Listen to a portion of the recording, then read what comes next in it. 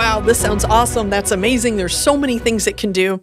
Well, it's no secret that there have been issues in AI, right? Especially in education. And part of having knowledge about a topic is having that balance, not just all the positives, but also being knowledgeable of where we might need to have caution, where we might need to exercise concern in some areas. We don't just want to toss that part out of it because we need to respond wisely and in a God-honoring way. So at high level, as we wrap up this episode, let's talk about some cautions about AI. So first of all, the first one is misinformation. So results are based on data. And guess what? AI can get it wrong. We talked about those hallucinations, but it can be outdated. Some of these platforms, and they're getting better at this, but especially when they were first released, they were trained on data only up to a certain date, up to 2021, up to 2023. Well, you know what? When you ask it a more current question, it may be pulling from outdated information.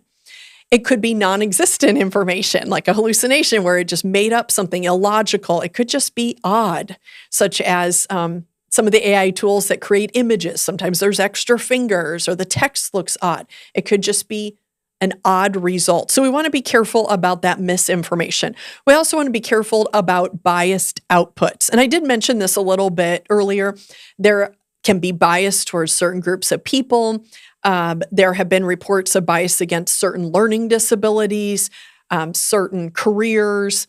And the way that that bias works is sometimes it associates, different races with different professions and we just want to be really, really careful about that. So again, using that constant discernment when you're seeing those results, saying, is that really true? Is that not just the copy and paste like we're seeing often done, unfortunately, with AI?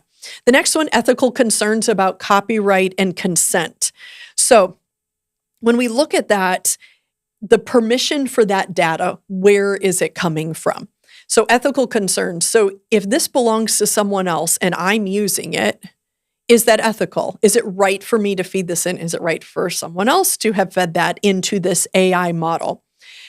When we look at that, we want to make sure that there's right permission there. And this is another topic, again, like I said, that's being seen in our court system right now. This is hitting at various levels of corporations suing because they're finding their information in AI models and they did not give permission for it to be used. So again, we'll see how that all pans out.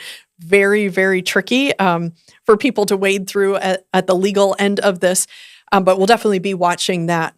And then privacy, data privacy. And this can be, what are they doing with your input? So when you put something in there, what is that being protected? Is it being used to train that model? Could it appear somewhere else? We have to be careful about that. And that kind of goes with the next one, which is lack of transparency. So when you look at these models, they often don't list their limitations. I remember when they first came out, it was just like, here is the response. And you kind of had to wade through it yourself. And people were just amazed that, even the math problems were wrong. How can it have all this other knowledge and can't do a math problem, which is very true. AI does struggle with math. But then they started adding the little sentence at the bottom that said, this can be inaccurate. Make sure to check the results. And I appreciate that they do that. But often there's not transparency about what the limitations are or the sources of where the information is coming from. So again, we just need to keep these things as a caution. It's not that we just throw out the tool, but it's something we want to have on our radar. The next one is impersonation of people. This is where I feel like AI tends to kind of push to cross over the line at times. It does feel very human. Of course, we deal with the issues of deep fakes and things like that, and I'm not even going to get into that. But this is somewhat tied to the next one, which is simulation of emotional relationships. And this is something we're seeing very frequently in schools where students are creating that bond with their bot. They're becoming, their best friend is their bot. And Common Sense Media, if you read on their website, as they talk about this feature of AI, they label it as an unacceptable risk. And I love how they put that because that is so true. Just so a student can use a tool, this is not right. Now, I've seen some tools where they actually mix up the personality of the bot. One day it kind of acts like this character and sometimes it's a girl and sometimes it might be a dog or they mix it up. And some of those are silly, I get it. But what they're doing is trying to stop that. We are human. We have that natural bonding desire. And when something is talking to you as a human, that bond is created. And that can be very, very dangerous. I have a friend who's telling me how her high school students, as soon as they get out of class, they're talking to their bots. That's who they ask, what they should wear. And that's who they tell what happened at lunch and what friend was unkind. And they're getting advice from them. That is very, very dangerous. They are turning down the wise counsel of the humans in their life, the human counselors. They're losing that human connection. And that's a very, very dangerous line to cross. So we want to be really, really careful about that. All of these kind of come down to two basic statements that I want to leave you with in this episode. We need to be careful of an over-reliance on AI for creativity and critical thinking.